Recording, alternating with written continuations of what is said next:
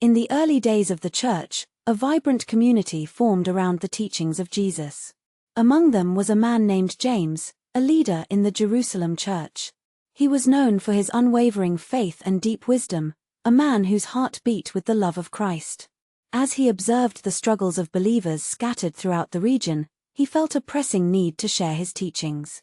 His letter would soon become a guiding light, a source of practical wisdom for all who sought to live out their faith. Imagine the scene. James sits in a humble room, perhaps with the sun streaming through a window. He takes a deep breath, reflecting on the trials faced by his fellow believers. They were living in a world filled with challenges. Some faced persecution for their beliefs while others battled doubts and temptations. With a quill in hand, he begins to write a letter, a heartfelt message filled with encouragement and instruction. James opens with a call to joy in the face of trials. He writes, "Count it all joy, my brothers and sisters, when you meet trials of various kinds." He reminds them that these trials produce perseverance, shaping their character and faith. This is the first insight. Challenges are not just obstacles, they are opportunities for growth. He continues, urging them to seek wisdom from God. "If any of you lacks wisdom, let him ask of God, who gives generously to all without reproach." James understands that life can be confusing. He encourages believers to turn to God in prayer, trusting that He will provide the guidance they need. The lesson here is clear. In moments of uncertainty, seek divine wisdom. As he writes, James addresses the danger of doubt. But let him ask in faith, with no doubting. Doubt can cloud our minds, making it difficult to trust in God's promises. James stresses the importance of steadfast faith. When we waver, we risk being tossed about like waves on the sea. The takeaway is simple: faith, not doubt, opens the door to God's blessings. Next, he speaks to those who find themselves in humble circumstances, reminding them that their worth is not defined by worldly riches. Let the lowly brother boast in his exaltation. In God's kingdom, humility is honored. Conversely, the rich should remember their fleeting status. The lesson emphasizes that true value lies in our relationship with God, not in material possessions. James then shifts to the topic of temptation. He warns, "Let no one say when he is tempted, 'I am being tempted by God.'" He explains that temptation arises from our own desires. It is easy to blame external forces, but we must recognize our own hearts. The moral here is profound. Take responsibility for your actions and seek to overcome the temptations that lead us astray. With urgency, James reminds his readers to be quick to hear, slow to speak, and slow to anger. He highlights the importance of listening and understanding one another. In a world filled with noise, this wisdom is timeless. By practicing patience and understanding, we can cultivate genuine relationships.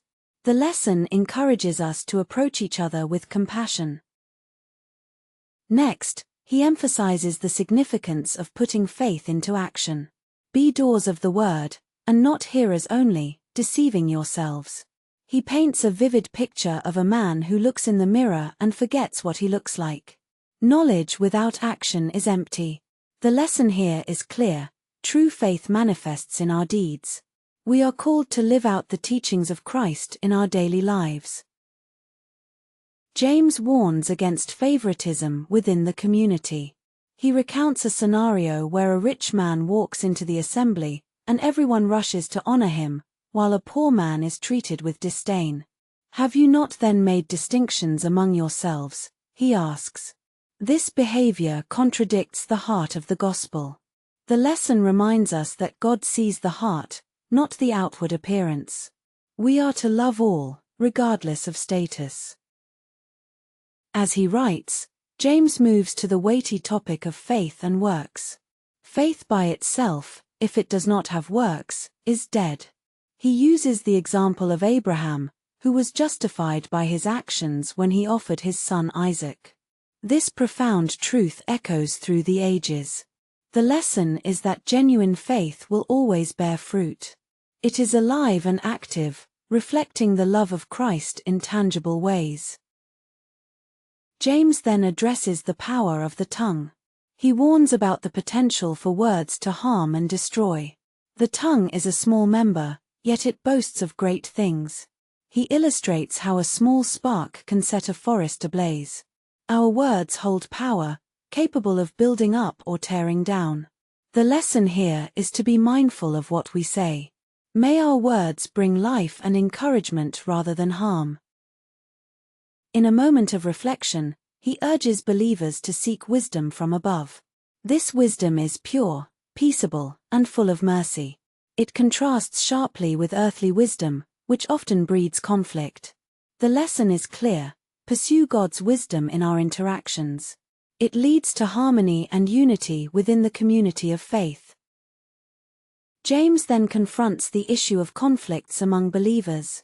He asks, "What causes quarrels and what causes fights among you?" He identifies the root cause as desires that wage war within us. Recognizing our own selfish tendencies is crucial. The lesson encourages us to seek reconciliation and peace, setting aside our pride. He goes on to remind them of God's grace, writing, "God opposes the proud but gives grace to the humble." Here, James calls for humility. We must submit to God, resist the devil, and draw near to him.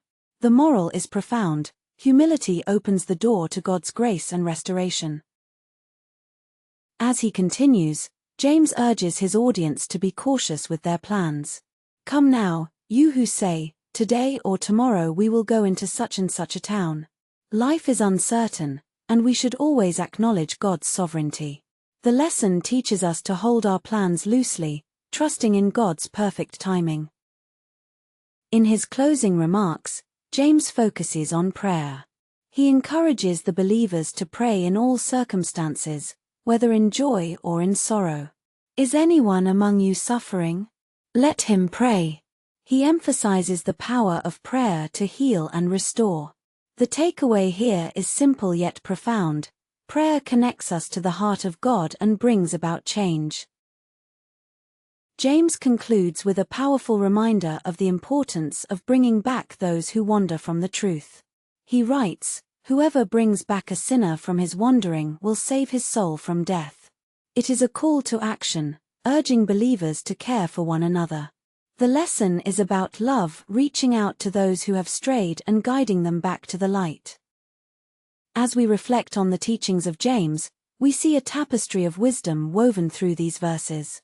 He teaches us that trials can lead to growth, that faith must be active, and that our words hold immense power. He emphasizes the importance of humility, prayer, and the pursuit of God's wisdom. Each lesson speaks to our hearts today, urging us to live out our faith with authenticity. In closing, we are reminded of God's faithfulness. Despite our struggles, He remains steadfast. His grace sustains us, and His love transforms us. As we seek to embody the truths found in James, let us remember that we are never alone.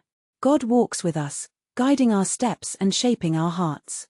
May we be doers of the word, living out the faith we profess, and may our lives be a reflection of His love and grace to the world around us.